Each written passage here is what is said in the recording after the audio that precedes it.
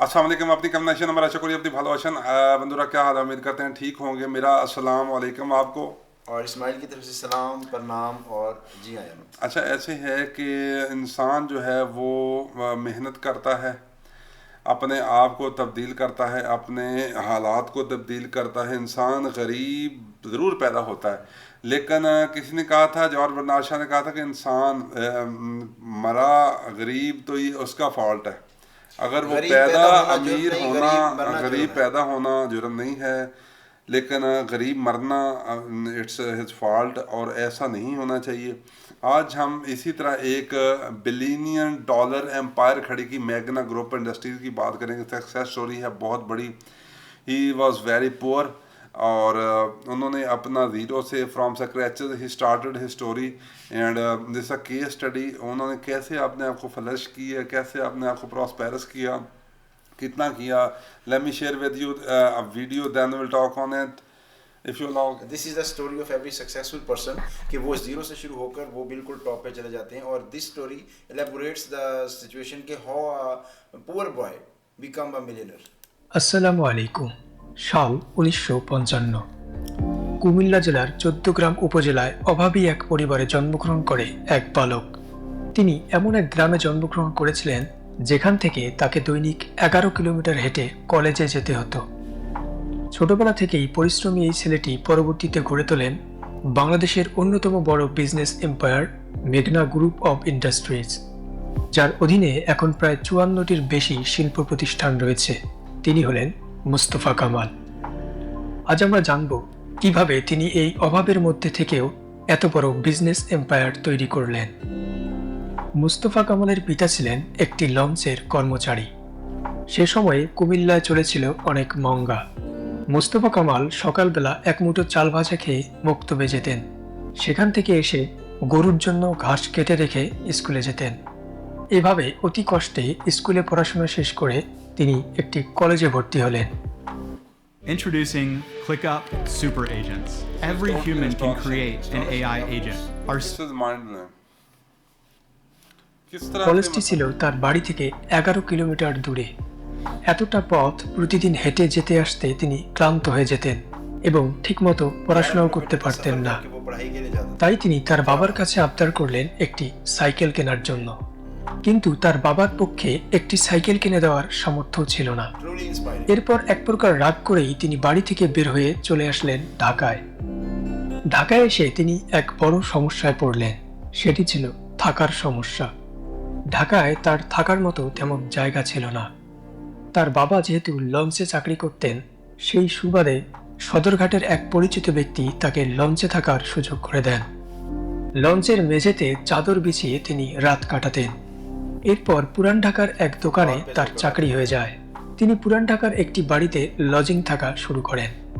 ২ বছর দোকানে চাকরি করে তিনি ব্যবসা সম্পর্কে মোটামুটি একটা ভালো আইডিয়া পেয়েছিলেন, যদিও তার ব্যবসার হাতেখড়ি হয়েছিল গ্রামে থাকা অবস্থাতেই।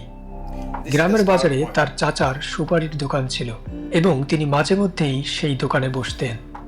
যাই হোক, মানুষের অধীনে চাকরি করার থেকে তিনি নিজেই ব্যবসা করতে স্বাচ্ছন্দ্য বোধ করতেন।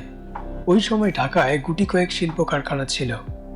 এর মধ্যে উল্লেখযোগ্য ছিল Dhaka vegetable, Nabisco, Kohinoor chemicals প্রভৃতি।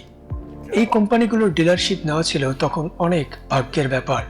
এত স্বল্প পুঁজিতে তাদের ডিলারশিপ পাওয়া যেত না। তাই যারা ডিলারশিপ পেয়েছে তিনি তাদের কাছ থেকে পণ্য কিনে ঠেলাগাড়িতে করে বিক্রি করতেন। কিন্তু এই স্বল্প লাভে তার দিন ঠিকমতো কাটছিল না। তিনি আরেকটু স্বাবলম্বী হতে চাইলেন। তাই এবার তিনি পরিবহন ব্যবসায় নামতে চাইলেন।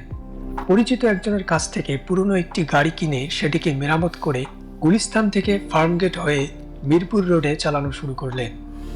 কিন্তু এই ব্যবসাতে তিনি এক বড় সমস্যায় পড়লেন। গাড়ির রুট পারমিট না থাকায় তাকে বিভিন্ন ধরনের পুলিশি হয়রানির শিকার হতে হলো। এর উপর আবার পুরনো গাড়ি হওয়ায় বারবার নষ্ট হয়ে যেত এবং মেরামত খরচ অনেক বেশি পড়ে যেত, ফলে লাভ ছিল খুবই সীমিত। এইরকম বিভিন্ন সমস্যায় জর্জরিত হয়ে তিনি পরিবহন ব্যবসা ছেড়ে দিলেন। ঠিক তখনই তার হাতে চলে আসে ব্যবসায়িক সফলতার চাবি। তার পরিচিত এক বড় ভাই আগারগাঁওয়ে হাসপাতালে চাকরি করার পাশাপাশি টঙের দোকান চালাতেন। মুস্তফা কামাল তখন সেই দোকানের নাম ব্যবহার করেই 1976 সালে একটা ট্রেড লাইসেন্স করে নিলেন। এটি ছিল তার ব্যবসায়িক জীবনের একটা টার্নিং পয়েন্ট। ট্রেডিং লাইসেন্স নেওয়ার ফলে তিনি ঢাকা ভেজিটেবলস এর ডিলারশিপ পান। ডিলারশিপের এই ব্যবসায় তার ভালোই সফলতা আসলো। মাসে আয় দাঁড়ালো 2 থেকে 3 হাজার টাকা। তার ইনকাম বেড়ে যাওয়ায় তিনি কিছু টাকা জমালেন এবং বাড়ি থেকে জমি বন্ধক রেখে কিছু টাকা নিয়ে এসে এবার তিনি নিজেই একটি দোকান দিলেন। এভাবেই তার ব্যবসায়িক জীবন ভালোই কাটছিল, কিন্তু তখনই ঘটে গেল তার জীবনের একটা ভয়াবহ ঘটনা। এটা 80-র দশকের শুরুর দিকের ঘটনা। মুস্তফা কামালের মাথায় পণ্য আমদানির চিন্তা ঢুকলো। ভালো idea. What he did, this is totally self-made effort, and he is one and only Mustafa Kamal, the owner of Magna Group. Unbelievable. This it's From a school walk days he from was very the- hardworking. किस तरह वो गांव से village से जाते थे, कितनी उनकी आप कह लें कि हार्ड वर्क और कितनी स्ट्रगल के वो फेज से गुजरे, और उसके बाद उनकी जो मेहनत थी, जो उनकी स्ट्रगल थी या उनका जो हार्डशिप थी, वो यहाँ पे एंड नहीं हुई। हर स्टेज पे उनके साथ obstacles I, but he fought bravely and finally he got. He faced each and every hardship, he faced each and every difficulty, but he never disappointed, he never disheartened himself, and he ultimately, eventually, he becomes successful. And now, on the eventuality, we are discussing Mustafa Kamal only. Okay Come to the video again. Okay না, বাইরের দেশ থেকে পণ্য আমদানি করে দেশের বাজারে বিক্রি করলে অনেক ভালো মুনাফা পাওয়া যেত। এই চিন্তা ভাবনা থেকেই তিনি ব্যাংক থেকে ঋণ নিলেন এবং বিদেশ থেকে পাম্প তেল আমদানি করলেন। কিন্তু এখানেই তিনি একটা বড় ধরা খেলেন। বিদেশিরা নিম্নমানের তেল দিয়েছিল, তাই এই ধরনের ত্রুটিপূর্ণ তেল বন্দর থেকে খালাস করতে বন্দর কর্তৃপক্ষ অতিরিক্ত টাকা চেয়ে বসল। কিন্তু মোস্তফা কামালের কাছে দেওয়ার মতো আর টাকা ছিল না, ফলে তার পণ্য বন্দরেই আটকা পড়ে রইল। এরই মধ্যে আবার শুরু হলো সামরিক শাসন। প্রায় 2 বছর ধরে বিভিন্ন মন্ত্রণালয়ে ফাইলপত্র ঘোরার পর অবশেষে বন্দর থেকে তেল খালাসের অনুমতি পেলেন তিনি। কিন্তু ততদিনে অনেক দেরি হয়ে গেছে। ততদিনে তেলের বাজার দর কমে যায়। এরপর তার সেই নিম্নমানের তেল আবার পরিশোধন করে বাজারে ছাড়তে হয়েছিল, ফলে দ্বিগুণ খরচ লেগে যায়। এদিকে বাজারে আবার তেলের দাম কম থাকায় সেই ব্যবসাতে তিনি প্রচুর টাকা লস করলেন। এরপর আবার ব্যাংকের ঋণ পরিশোধ করতে হলো। ধীরে ধীরে ব্যবসা করার মাধ্যমে এই অবস্থা থেকে কাটিয়ে উঠতে তাকে অনেক কষ্ট সহ্য করতে হলো, কিন্তু তিনি হাল ছাড়লেন না। তিনি এই তেল ছোট ছোট জারে ভর্তি করে ঢাকা, গাজীপুর সহ বিভিন্ন শহরে গিয়ে বিক্রি করতেন। তবে এই দুর্ভাগ্যই তার জীবনে বয়ে আনলো এক বড় সফলতা। তিনি ভাবলেন বিদেশ থেকে কম দামে অপরিশোধিত তেল কিনে এনে দেশে পরিশোধিত করে বিক্রি করলে ভালোই দাম পাওয়া যাবে, সাথে সাথে দেশের কিছু লোকের কর্মসংস্থানও তৈরি হবে। এই চিন্তা ভাবনা থেকেই 1989 সালে নারায়ণগঞ্জের মেঘনা ঘাটে যাত্রা শুরু করলো মেঘনা ভেজিটেবল অয়েল ইন্ডাস্ট্রিজ। দ্রুতই তার এই ইন্ডাস্ট্রিজ ব্যাপক হারে লাভের মুখ দেখতে শুরু করলো। এরপর তাকে আর পিছনে ফিরে তাকাতে হয়নি। তিনি একটি ব্যবসা নিয়েই পড়ে না থেকে তার ব্যবসাকে সম্প্রসারণ করা শুরু করলেন। এরপর গড়ে তুললেন গুঁড়া দুধ প্যাকিং কারখানা এবং সিমেন্ট কারখানা। কিন্তু কিছুদিন পর আরেকটি বিপত্তি ঘটল। তিনি যে অংশীদারদের সাথে ব্যবসা শুরু করেছিলেন তারা অনেকেই ব্যবসা ভাগাভাগি করে নিল এবং অনেকেই অন্য ব্যবসায় চলে গেল। এর ফলে তার কোম্পানি আবার লোকসানের মুখ দেখল এবং ব্যাংকেও ঋণী হয়ে গেল। কিন্তু মোস্তফা কামাল কখনোই থেমে থাকেননি। তার ছিল দৃঢ় মনোবল। তিনি দ্রুতই এই সমস্যা কাটিয়ে ওঠার ব্যবস্থা করলেন। তিনি তার ব্যবসা এগিয়ে নিয়ে যেতে লাগলেন। একের পর এক কারখানা প্রতিষ্ঠা করলেন। কিছু কারখানা অবশ্য প্রয়োজনের খাতিরে প্রতিষ্ঠা করেছিলেন। যেমন গুঁড়া দুধ প্যাকেট করতে যে কার্টুনের প্রয়োজন হতো, অন্য কোম্পানি সেই কার্টুন সময় মতো যোগান দিতে পারত না, তাই তিনি নিজেই কার্টুন তৈরির কারখানা দিলেন। তবে শুরুতেই তার কোম্পানির নাম অবশ্য মেঘনা ছিল না। মোস্তফা কামাল এবং তার অংশীদারীরা কোম্পানির নাম দিয়েছিলেন বাগদাদ ভেজিটেবল। ওদিকে তখন ইরাক ইরান যুদ্ধ চলছিল। সৌদিরা ছিল ইরাকের বিরুদ্ধে। মোস্তফা কামাল সাবিনকো নামের একটি সংস্থায় ঋণ আবেদন করেছিলেন, যার বোর্ডে ছিলেন একজন সৌদি আরবের প্রতিনিধি। যেখানে বাগদাদ নাম দিয়ে ঋণ পাওয়ার সম্ভাবনা অনেক কম ছিল, তাই তিনি তার কোম্পানির নাম পাল্টে রাখলেন মেঘনা, কারণ তার কারখানাটি ছিল মেঘনা নদীর ঘাটে। এভাবেই তার কোম্পানির নাম হয় মেঘনা গ্রুপ অফ ইন্ডাস্ট্রিজ। প্রায় 500 একর জুড়ে বিস্তৃত তার এই কারখানায় উৎপাদিত হয় বিভিন্ন ধরনের সামগ্রী। বর্তমানে তার 50টিরও বেশি কারখানা রয়েছে। তাদের পণ্য তালিকায় রয়েছে মিনারেল ওয়াটার, ভোজ্য তেল, আটা, ময়দা, সুজি, চিনি গুঁড়া, দুধ, লবণ, চা মশলা ইত্যাদি। Stop editing videos manually in তিনি সীমাবদ্ধ থাকেননি। দেশ এবং দেশের বাইরের অনেক বড় বড় খাত ও ভারী শিল্পেও তিনি বিনিয়োগ করেছেন।